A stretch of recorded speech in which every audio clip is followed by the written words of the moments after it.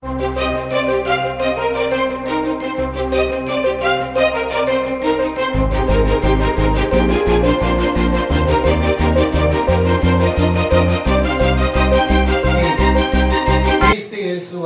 పరిశుద్ధ నామములో వందనాలు తెలియజేస్తున్నాను.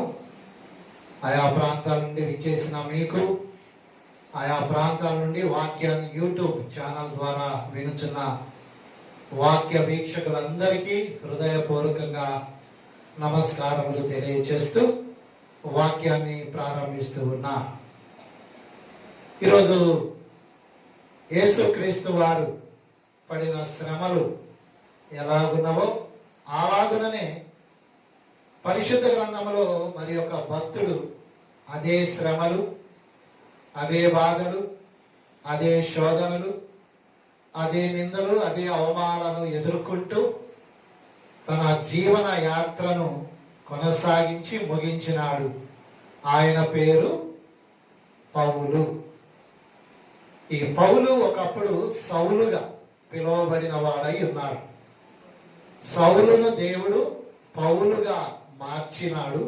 అయితే పౌలుగా మార్చబడిన సౌలు సేవ చేయుట కొరకు ఒక దశలో ఆయన అంటాడు, అయ్యో సువార్తను ప్రకటింపకపోయిన ఎడల నాకు శ్రమ అన్నంత ప్రేమకు బద్ధుడై ఆయన సేవ చేయటమే కాకుండా మన చేతికి దేవుడు ఇవ్వబడిన ఈ పరిశుద్ధ గ్రంథములో ఆయన అక్షరాల 14 పుస్తకాలను తానే స్వయముగా రాసి రచించినట్లుగా కూడా చూడగలం.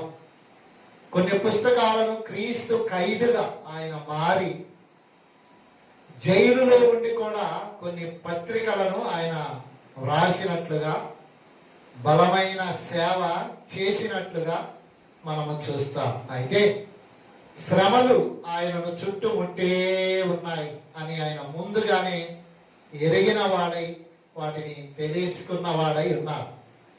క్రీస్తు వారు కూడా తాను శ్రమ పడక ముందే తన శ్రమలు ఎరిగిన వాడై తనకు జరగబోతున్న వాటిని కూడా ముందుగానే ప్రకటన చేసినాడు. అలాగే ఈయన ఏ శ్రమలు పడ్డాడు, ఎలాంటి బాధలు అనుభవిస్తున్నాడో కూడా పరిశుద్ధ గ్రంథము నుండి ఆ పౌలు గారిని ఆయన చేసిన సేవను, పడిన పాటలను ఎత్తి రాసిన వాడు పరిశుద్ధుడును వైద్యుడును అయిన లూకా గారు. The doctor was written a book which is called Acts chapter 20 verse 22.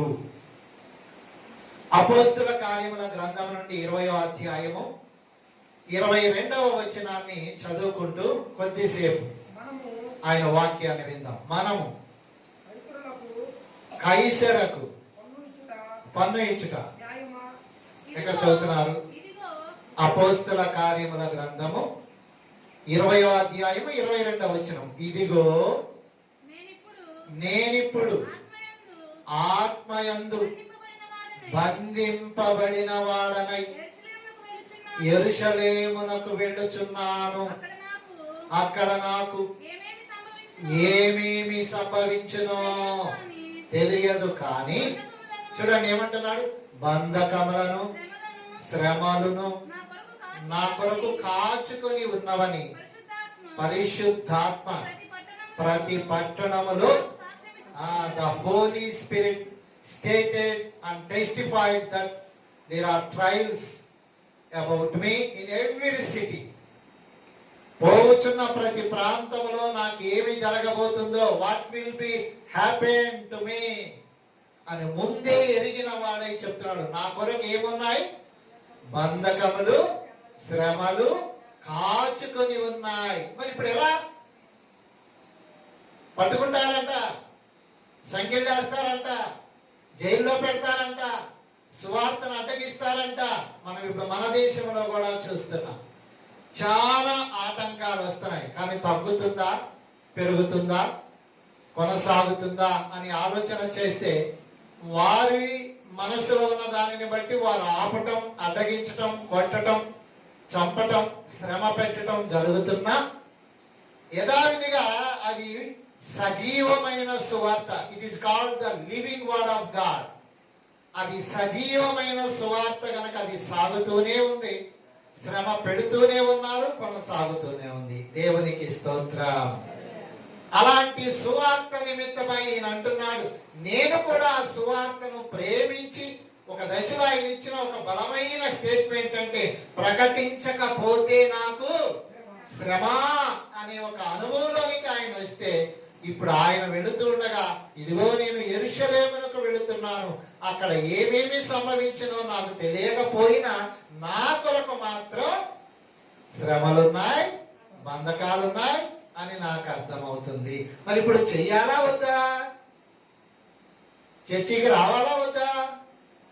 ఆగిపోతే బాగుంటుందా? గుర్తుపెట్టుకోండి, ఒక్కొక్కసారి మనసుకు బాధేస్తే చర్చికి డుమ్మా కొట్టగాకండి.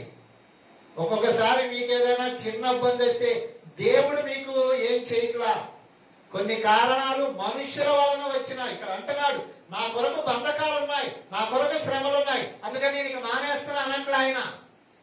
నేనైతే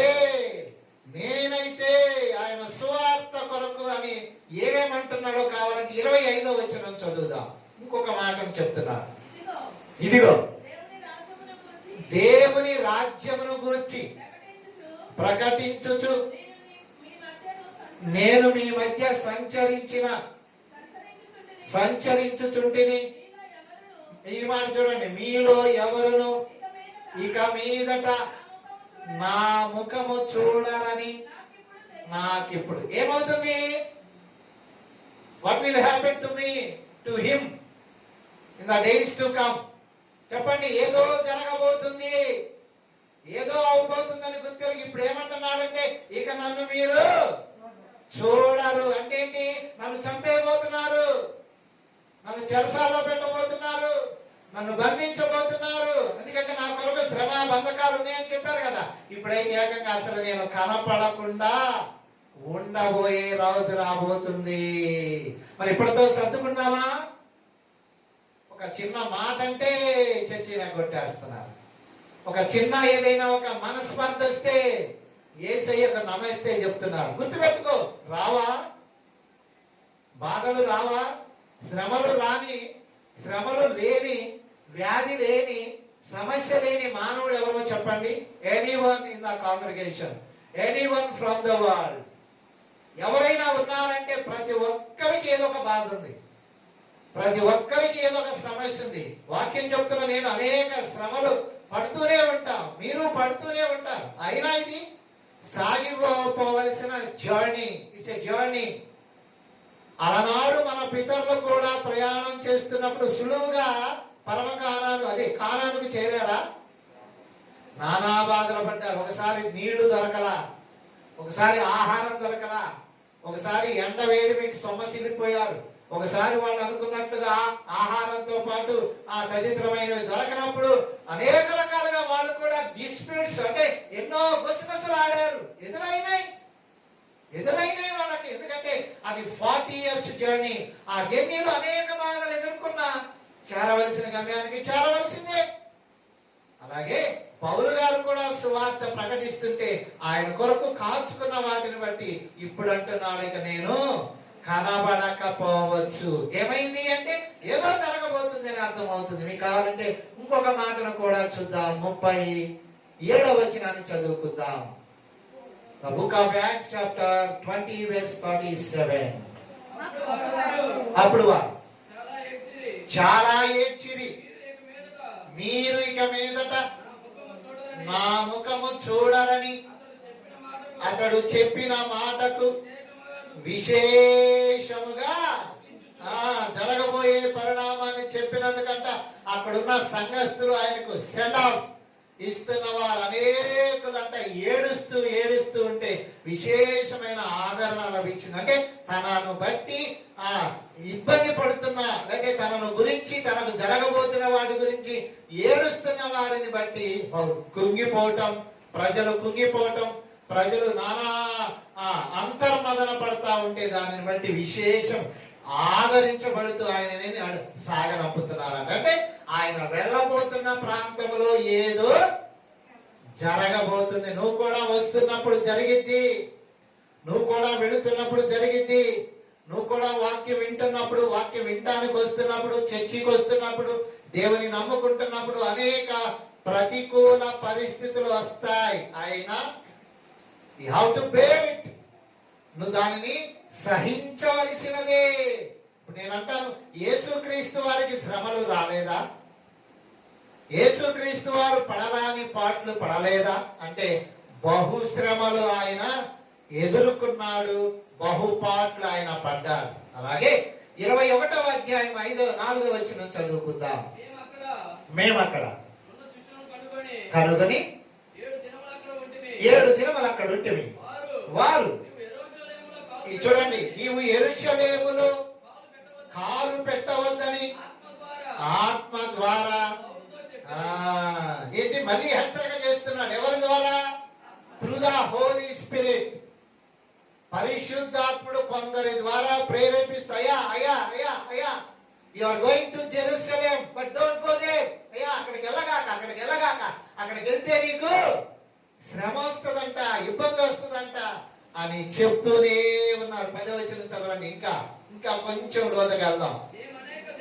మేమనేక దినములు అగబు అను ఒక ప్రవక్త యోదయా నుండి వచ్చెను.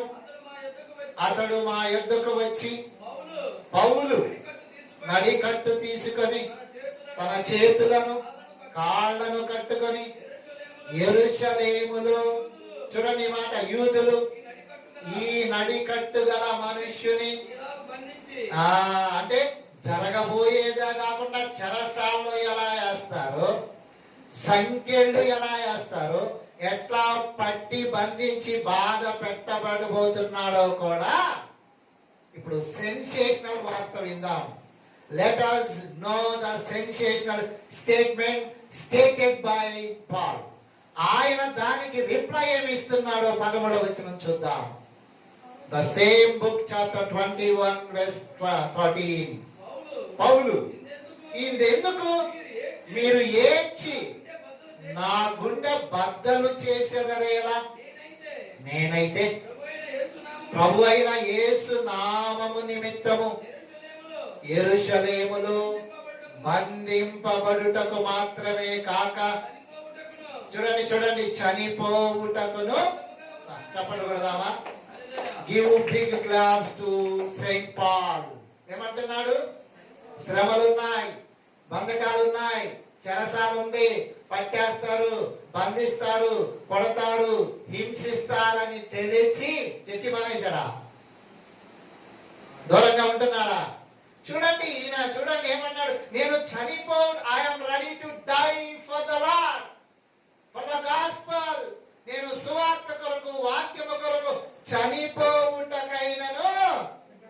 పరలోకం చేరేది ఇలాంటి వాళ్ళు. గుర్తుపెట్టుకో, తలనొప్పి వస్తే, తలనొప్పి కలగటానికి ఏదైనా ఇష్యూ వస్తే దయచేసి దేవునికి నమస్తే చెప్పగాక నాకు నమస్తే చెప్పు, సర్దుకుంటా. నీ ఇంట్లో వాళ్ళకి నమస్తే చెప్పు, సర్దుకుంటా. కానీ చర్చి ఏం చేసింది? క్రీస్తు వారు ఏం చేశాడు? ఇక్కడ చూడండి, ఈయన ఏమంటున్నాడు? ప్రతి చోట నా కొరకు ఏమున్నాయి? లడ్లున్నాయి, బూందీ ఉంది, జాంగ్రీలు ఉన్నాయి, కోడి మాసం ఉంది, అట్లా నా కొరకు శ్రమలు ఉన్నాయి. అయినా నేను I'm ready to die, not to be escaped. నేను దీని నుంచి తప్పుకోవాలనుకుంటా, పారిపోవాలనుకుంటా, తొలగిపోవాలనుకుంటా, చనిపోవుటకైనను. చెప్పకూడదామా? అలాంటి మనస్సు నీకుందా? అలాంటి వ్యక్తిత్వం నీకుందా? ఏదో చిన్న బాధ వస్తే చాలండి బాబు, చర్చికి ఎగనాం, ఏసయ్యకి ఎగనాం, శాంతి కనపకి లేదు. గుర్తుపెట్టుకో, ఇవన్నీ సహజమే. నేను అంటున్నాను, ఫ్యాన్ ఉన్నంత కాలము ప్రాణానికి హాయిగా ఉంటది, కూలర్ ఉన్నంత కాలము ప్రాణానికి హాయిగా ఉంటది, ఎయిర్ కూలర్ ఉన్నంత కాలము ప్రాణానికి ఏసీగా చల్లగా ఉందండి. అబ్బా ఎంత కమ్మగా ఉందో. అన్ఎక్స్పెక్టెడ్ గా కరెంట్ పోతే, unless the power loss, what will happen? ఎవడాడు సచ్చినాడు, ఇప్పుడే కరెంట్ తీశాడు, ఇంత మెట్ట మధ్యాహ్నం కరెంట్ తీశాడు, అమ్మో అమ్మో అమ్మో కరెంట్ పోయింది, కరెంట్ పోయింది. అబ్బో ఏంటంత హడావిడి ఏంటి? ప్రాణానికి హాయి కావాలి, ప్రాణానికి చల్లదనం కావాలి. మరి పోతే తట్టుకోవాలి, తట్టుకోవాలి, తట్టుకోవాలి. అదే అంటున్నాడు, నేనైతే అవి ఉన్నాయని నాకు తెలిసిన నేను వెనకాల I don't want to be taken turning back. నేను వెనక చూడాలనుకోట్లా, వెనక్కి వెళ్ళాలనుకుంటా, ముందుకు వెళ్ళాలనుకుంటా. ముందు ఏముంది? గొయ్య నుయ్య? చెప్పండి, ఏముంది ఆయనకి? కమ్మదనం లేదు. ముందు గొయ్యి ఉంది, ముందు నుయ్యి ఉంది, ముందు సెరసాలు ఉంది. అయినా నా ప్రాణం పోయినా దేవునికి మహిమ కలుగును గాక. ఇలాంటి గొప్ప మాటలు మాట్లాడుతున్నాడు. 36వ వచనం చదువుదామా? అదే అధ్యాయము, 21వ అధ్యాయము, అపోస్తల కార్యముల గ్రంథము 32 చదువుదాం. 32. వెంటనే అతడు సైనికులను శతాధిపతులను వెంట పెట్టుకొని వారి యొద్దకు పరిగెత్తుకొని వచ్చాను. వారి అధికారిని సైనికులను రాను వారిని చూచినప్పుడు పౌలును కొట్టుట. ఏం చేస్తున్నారు? ఇందాక ఉన్నాయని చెప్పారా, ఇప్పుడు పట్టేశారు. ఇప్పుడు ఏం చేస్తున్నారు? కొడుతూ ఉన్నారంట. ఉన్నారా దేవుని బిడ్డలారా? కొట్టినంత పని అయిందంటాం కదా. ఏంటండి ఈ మాటల చేత మమ్మల్ని బల్లా అల్లాడిచ్చేస్తున్నారు అంటారు కదా. మరి దెబ్బలు తగులుతాయా తగలవా? చెప్పండి. ఈయన ఏకంగా కొడుతున్నారంట. మనం అప్పుడప్పుడు మాటే, నేను చర్చికి వస్తుంటే నన్ను అనరాని మాటలు అన్నారంటే, మాటలు వస్తాయమ్మా, తప్పట్లేదు. నీకు మాటలు, ఈయనకి చేతలు. నిన్ను నోటి మాటతో ఇబ్బంది పెట్టారు, ఈయన ఏకంగా కొరడాలతో కొడుతూ ఉన్నారంట. అధికారులు వస్తున్నప్పుడు అంటే ఎలగదీస్తా ఉన్నారంట. యేసు ప్రభు వారిని కూడా కొరడాలతో, ఒకటి తక్కువ 40 కొరడా దెబ్బలు కొట్టారా కొట్టలేదా? దొరికిన వాళ్ళు దొరికినట్లుగా హింస పెడుతూ, బాధ పెడుతూ, నానా మాటలతో హింస పెట్టేవే కాకుండా చేతలతో. అంటే ఈ యాత్రలో తప్పదు, ఈ యాత్రలో ఇవి తప్పవని గుర్తుపెట్టుకుందుకో. దేవుని సన్నిధికి వచ్చి దేవుని వాక్యం వింటున్న నా ప్రియ సహోదర, నా ప్రియ సహోదరిలారా, శ్రమ వచ్చినప్పుడు యేసయ్యను నమస్తే చెప్పాలనుకుంటున్నావా? శ్రమ వచ్చినప్పుడు నిలబడి ఆయన నామాన్ని గణపరచాలనుకుంటున్నావా? శ్రమ రాదా? శ్రమ రాని భక్తుడెవరు? శ్రమ లేని భక్తురాలెవరు? శ్రమలో గుండా పోని ఆ దేవుని ప్రియ కుమారులు ఎవరైనా ఒక పేరు చెప్పగలరా అంటే శ్రమలు తథ్యం. 37 చదువుదాం. వారు పౌలును కోటలోనికి తీసుకొని పోయి అతడు పై అధికారిని చూచి, చాలు జాగ్రత్తగా వింటే దాని పై మాటలో ఏముందంటే అతన్ని చీల్చివేయుదురేమో. కొడుతున్నారు. అధికారులు చూసి అరే పౌరుని ఈ విధంగా కొడుతున్నారని చెప్పి బాధపడటమే కాకుండా ఒక దశలో ఆయన వేసేస్తారేమో, చంపేస్తారని అని అంటూ, అప్పుడు ఆయన తీసుకెళ్ళిన ఆయన, మీరు అక్కడ వేరే చోటకి తీసుకెళ్ళండి ఆయన, ఈ పౌరుని చంపేస్తున్నారు, ఆయన చంపేస్తారని ఒక పెద్ద ఇబ్బంది. అంటే పౌలు గారు సువార్త ప్రకటించినందుకు, సువార్త ప్రకటించిన భారం ఆయన మీద ఉందని చెప్పినందుకు అధికారులకు నొచ్చి మెచ్చుకోక ఈర్ష్య ద్వేషాలతో ఏం చేస్తున్నారు? పౌలు గారిని నానా బాధలు పెడుతున్నారు. అలనాడు యేసుక్రీస్తు వారిని కూడా అసూయ చేతే కదా సిలువేసింది. ఇక్కడ ఈయన కూడా అసూయ చేత ఏం చేస్తున్నారండి? 22వ అధ్యాయం 22వ వచనం చదువుకుందాం. The book of Acts chapter 22 verse 22. ఈ మాట అతడు చెప్పినది వారు ఆలకించి, ఇప్పుడు ఇటువంటి వాడు బ్రతుక తగడని భూమి మీద ఉండకుండా వారిని చంపివేయుడని. చూసారా? చివరికి ఏం డెసిషన్ తీసుకున్నారు? Kill him. మీరు చెప్పండి, అలనాడు యేసుక్రీస్తు వారిని ఏమన్నారు? సిలువ వేయండి. మరి ఈయన ఏమంటున్నారు? చంపివేయండి. ఎందుకు? For what sake? They wanted to kill him. ఏ కారణము చేత? సువార్త ప్రకటిస్తున్నందుకు చేత. నీకు తలనొప్పి ఎందుకు వచ్చింది నాయన? చర్చికి వచ్చినందువల్ల రాదా? మరి ఈయన సువార్త ప్రకటిస్తుంటే ఈయన చంపివేయండి. ఏ మంచి మాటగా, ప్రజలకు మంచి చేస్తున్నాడుగా, ప్రజలకు చక్కని సువార్తను అందిస్తున్నాడుగా, మరి చంపేమని ఎందుకు అంటున్నారు? అంత పరిస్థితి ఏమొచ్చింది? ఏం చేశాడు ఆయన? మనసుకు ఏదో బాధ కలిగినట్లుగా ఆయనను తీసివేయమన్నట్లుగా మాట్లాడుతున్నారు. ఎంత ఘోరమో దేవుని బిడ్డలారా. ఇంకొక మాటను చూద్దాం. 22వ అధ్యాయము అపోస్తుల కార్యముల గ్రంథము 10వ వచనాన్ని చూద్దాం. The verse 10. అప్పుడు నేను, ప్రభువా నేనేమి, అపోస్తుల కార్యముల గ్రంథము 23వ అధ్యాయము అంతేనా? 22 చెప్పానా? సరే, 23వ అధ్యాయము 10వ వచనం. Verse 10 chapter 23. కలహము ఎక్కువైనప్పుడు వారు పౌలును చీల్చివేయుదరేమో. చూసారా? అంటే ఎంత తీవ్రంగా కొడుతున్నారు, ఎంత తీవ్రంగా బాధ పెడుతున్నారంటే చూడండి. సేవ చేస్తున్నందుకు తప్పవా? ఇవాళ అదే ఎదుర్కొంటున్నాం. ఎప్పుడు చేస్తామో తెలియదు. నిజంగా చెప్తున్నాం. ఏ రోజు అయిపోతామో తెలియదు, ఏ రోజు రాలిపోతామో తెలియనంత పరిస్థితులు ఇవాళ ఉన్నాయి. పోనీ పోవటమే, ఇంకంతే, ఏం చేయలేం. ఇక్కడ ఈయన కూడా అంటున్నాడు, పోతే పోనీ. అందుకే బ్రతుకుట క్రీస్తే చావైతే లాభం అన్న గొప్ప నాయకుడు ఎవరో చెప్పండి? దపాల్. చెప్పండి కొడదాం. చనిపోవుట లాభమే. ఎందుకని? ఈ బాధలు ఎందుకండి, ఈ శ్రమలు ఎందుకండి, ఈ మనస్పర్ధలు ఎందుకండి? సత్యం అంటే ఆయనతో ఉంటాం. అందుకే బతికుండగానే ఒక గొప్ప మాట చెప్పాడు. ఏమని? నా కొరకు నీతి కిరీటం ఉంచబడి ఉన్నది. అందుకే ఆయన శ్రమలను లెక్క చేయలా, బాధలను లెక్క చేయలా. అసలు చనిపోవటానికి నేను రెడీ అని చెప్పిన ఒకే ఒక వీరుడు. 12వ వచనం చదువుదాం. 23వ అధ్యాయము 12వ వచనం.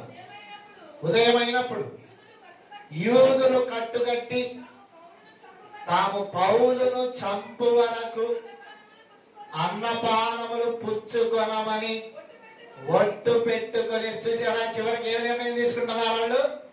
ఇవన్నీ కాదు, పౌలును చంపేదాకా అన్నం తినం. అదేంటి? అంతే. ఈ పాస్టర్ని లేపేయాలా, ఈ పాస్టర్ని చంపేయాలా, చంపేదాకా అన్నం తినం. ఇటు రాని చూస్తా వాళ్ళంతా, ఇటు వెళ్ళని వాడికి ఎలా స్పాట్ పెడతామనే వాళ్ళు లేరా? ఇదిగో అలనాడు పౌలు కూడా స్పాట్ పెట్టడమే కాకుండా దొరికితే గొద్దటం, చంపటం, తన్నటమే కాకుండా ఇప్పుడు వాళ్ళు అంటున్నారంట, ఒకే కట్టుగట్టి ఏమంటున్నారు? పౌలును చంపే వరకు మేము. అలనాడు యేసుక్రీస్తు వారిని ఏమన్నారు? చంపేయండి, చంపే. ఎందుకయ్యా? ఎందుకు? ఈ నీతిమంతుడు, ఈ మీ రక్షకుడు, మీ బోధకుడు, మీ దేవుడు అని పిలాతు గారు అన్నాడా? అన్నాడు. కానీ వాళ్ళు ఏమన్నారు? మాకు కైసరు తప్ప వేరొక రాజు లేడు, మరి ఈయన్ని సిలువ వేయండి, సిలువ వేయండి అని యేసుక్రీస్తు వారిని చంపిందాక నిద్రపోలా. అదే కంకణం కట్టుకున్నారు. ఇక్కడ పౌలు గారిని కూడా చంపిందాక నిద్రపోలేదంట. 14 చదువుదాం. వచనం 14. వారు ప్రధాన యాజకుల యొద్దకు, పెద్దల యొద్దకు వెళ్ళి చూడండి ఏమంటారు? మేము పౌలును చంపు వరకు ఏమియో, ఎన్ని రోజులైనా సరే ఉపవాసం ఉంటాం, ఎన్ని రోజులైనా సరే. అంతేనా? కొంతమంది పట్టుబడితే అంతే. ఎన్ని రోజులైనా, చూడండి ఏమంటారు? ఎన్ని రోజులైనా సరే మేము అన్నం తినం. ఎప్పుడు దాకా? ఎప్పుడు దాకా? Until what time, what day అంటే until you kill the Paul. నువ్వు ఆయన చంపిందాకా. అరే ఇదేం పట్టుదలా? ఏ నేరం చేశాడు? మీకు తెలిసేలేదు. యేసుక్రీస్తు వారు ఏ నేరం చేయలేదని తీర్పు పొందాడు. పౌలు గారు కూడా ఈయన ఏ నేరము చేయలేదు, ఆయన మతాన్ని గురించి ప్రకటించుకున్నాడు, ఆయన యేసుక్రీస్తు గురించి ప్రకటించుకున్నాడు, కానీ మీకేం అన్యాయం చేయలేదని ఈయన కూడా అలాంటి తీర్పు పొందిన. కేకలే కేకలే కేకలే.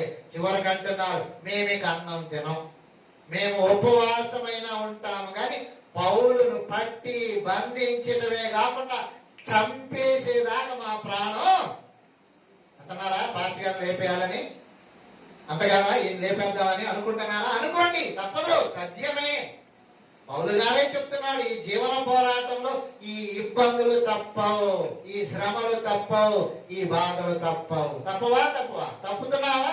ఇప్పుడు అదే రీతిలో మీరు దేశవ్యాప్తంగా మన భారతదేశంలో, మన ఆంధ్రప్రదేశ్ రాష్ట్రంలో, తెలంగాణలో, ఇతర చోట్ల కూడా చూస్తున్నారు ఎంత మందిని హింస పెడుతున్నారు. మన ఇక్కడ చేబ్రోలు కాలువలో బాప్తీసం ఇస్తుంటే ఆ పెద్ద పాస్ గారు, ఆయన పేరు కలిగిన పాస్ గారు, సీనియర్ పాస్ గారు, ఆయన కూడా ఇక్కడ నుంచి 30 మంది వచ్చి ఆపో ఆపో బాప్తీసం గెప్తీసం ఆపేయి ఆపేయి ఆపేయి ఆపేయి ఆపేయి అలా ఇలా అంటున్నారు. తథ్యమే.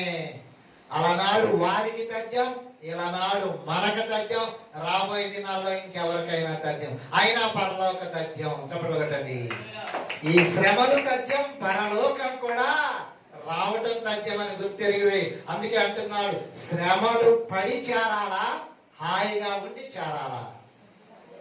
శ్రమలలో గుండా పోయి చేరాలంటున్నాడా, హాయిగా ఉండాలని చేరాలంటున్నాడా అంటే శ్రమలే.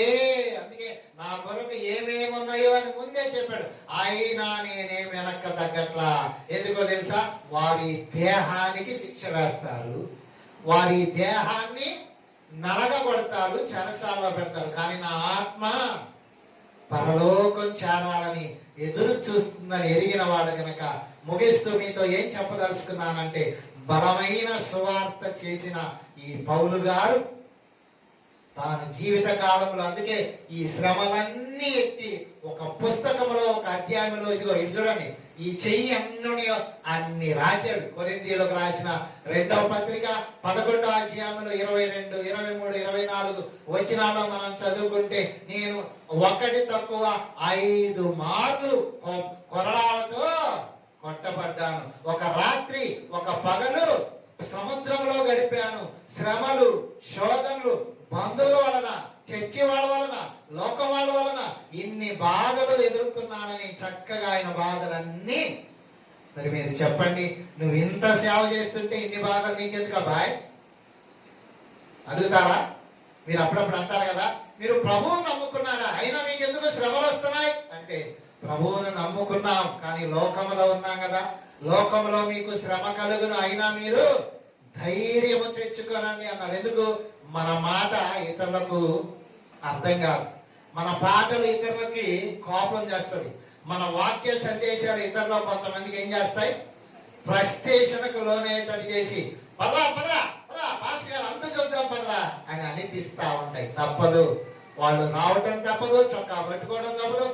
నేను కొన్ని రోజుల క్రితం చూసాను, సువార్త పత్రికలు పంచుతా ఉంటే ఆ పాస్టర్ గారిని చెంపల మీద చకా చకా కొడుతున్నారు. ఇంకొక పక్కన ఏమన్నా పాస్టర్ గారు అయ్యా అయ్యా అంటుంటే, నువ్వేంది రాపోయేదని చెప్పి ఆ పాస్టర్ గారిని చొక్కా పట్టుకొని నిలువనేట చింపేస్తా ఉన్నారు. అది వీడియోలో చూస్తా ఉన్నాం. ఇలాంటివి ఎన్నో.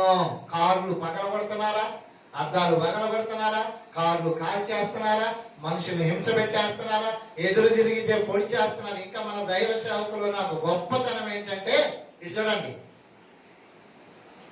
తల వంచడం తప్ప ప్రభువారు చూసుకుంటాడనే మాటను ఆ భుజస్కంధాల మీద మోసుకున్నారు కనుక క్షమించడమే తప్ప వాళ్ళని ఎదిరించడం కానీ, బూతులు తిట్టడం కానీ దరిదాపుగా ఎక్కువ చేయట్లేదు. ఎందుకో తెలుసా? ఇవి మీకు తప్పవని ప్రభువారే చెప్పాడు కనుక అలాంటివి జరుగుతూ ఉన్నాయి. నా ముగింపులో నేను మీతో చెప్పేది ఏంటంటే, బలమైన బ్రహ్మాండమైన సువార్త చేసిన పౌలు గారి జీవితంలో శ్రమలు ఉన్నాయా లేవా? భయంకరమైన శ్రమలు. క్రీస్తు వారిని ఒక్క పర్యాయమే కొడితే ఆయనంట 5 పర్యాయాలు పంతులు ఆడుకున్నారంట. అన్ని శ్రమలు అనుభవించి దేవుని రాజ్యంలోనికి అడుగు పెట్టాలని చెప్పాడు. అలాగే అడుగు పెట్టాడు. అందుకే బతికుండగానే చెప్తున్నాడు, నా కొరకు నీతి కిరీటం ఉందని ముందుగానే చూశాడు. దానిని పొందుకోవడం కొరకు ఈయన, అందుకే చివరిలో ఈ పౌలును, సౌలుగా ఉన్న పౌలును పట్టుకున్నప్పుడు ఆయనని ఎలా చంపారో తెలుసా అండి? ఒక దినాన ఆయన చంపటానికి వచ్చినప్పుడు ఈ పుర్రె లేకపోతే ఈ పీకను కట్ చేయడానికి ఒక కత్తి తీసుకొని వస్తే ఆయన సంతోషంగా తన తలని ఇలా వచ్చాడంట. తన తలని ఇలాగ వంచితే ఆ నరికేవాడు, చంపేవాడు వచ్చి ఆ కత్తి తీసుకొని తలనంటే ఇంతవరకు ఒక దెబ్బతో నరికితే ఈ పుర్రె చూస్తున్నారా, ఈ పుర్రె అంట కొట్టుకొని కొట్టుకొని కొట్టుకొని వెళ్ళి ఏ అధికారి అయితే చంపమన్నాడు అధికారి కాళ్ళ దగ్గరికి వెళ్ళిందంట. ఇప్పుడు హాయిగా ఉందా? ఎస్, ఇప్పుడు హాయిగా ఉంది. ఎందుకో తెలుసా? పౌలును చంపేశాం, నేనంటున్నాను బైబిల్ ప్రకారం పౌల్ని ఏం చెప్పారు మీరు? ఆయన శరీరాన్ని చెప్పారు. ఆత్మ మొన్నైనది వెనుకటి వలె మరలా చెప్పండి భూమికి చేరుతుంది శరీరం, ఆత్మ దానిని దయచేసిన దేవుని యొద్దకు చేరును. It will be reach to the Lord because it came from, అది అక్కడ నుండి వచ్చింది కనుక అక్కడికి వెళ్ళింది. మరి ఇది మంటిలో నుండి తీయబడింది కనుక మంటిలోనే, అందుకే అలనాడు ఆదాముతోనే ఏమన్నాడు, నువ్వు మంటిలో నుండి తీయబడ్డావు కనుక మన్నైపోతావు అనలేదా అన్నాడు. అందుకే అలా మనుషులందరినీ శరీరానికి హింసలు పెడితే వీళ్ళు మేము ఏదో చేసామనుకున్నాం, కానీ మనలో ఉన్న ఆత్మను ఏమైనా చేయగలవా? ఆత్మను నువ్వేం చేయలేవు. ఆత్మే దేవుడు పెట్టిన దీపం. ఆ దీపాన్ని ఆర్పలేవు, ఈ దీపాన్ని ఆపుతావు. ఈ దీపాన్ని ఆర్పేలను ఉబలాట పడతావు, కానీ నిత్యము వెలిగే ఒక దీపం ఏంటి? ఎవర్ లాస్టింగ్ ల్యాంప్ అన్నారు. What is the ever lasting lamp? Is your heart. నీ హృదయం దేవుడు నీలో పెట్టిన దీపం, ఆత్మ. దానిని ఎవరు చంపలేరు కనుక అందుకే నా శరీరానికి అవస్థలు ఎదుర్కొని ఆత్మలో నేను ముందే అక్కడికి చేరతానని అక్కడ చేరటానికి బతికుండగానే అనేక బాధలు కష్ట నష్టాలలో గుండా ఆ రాజ్యం చేరాడు. ఈ మాటలు వింటున్న నీకు కూడా శ్రమ వస్తే యూటర్న్ తీసుకోవాలనుకున్నావా? బాధ వస్తే, హింస వస్తే, ఏదైనా పొరపాటుని ఎవరైనా ఒక మాట అంటే, ఏదైనా నీకు మనసుకు నచ్చంది ఏదైనా జరిగితే ఈ నుంచి నేను చర్చినే మానేయాలన్నా, దూరంగా వెళ్ళాలనుకున్నావా? ఈ బాధను తట్టుకోనైనా సరే నేను దేవుని రాజ్యానికి చేరాలనుకుంటున్నావు.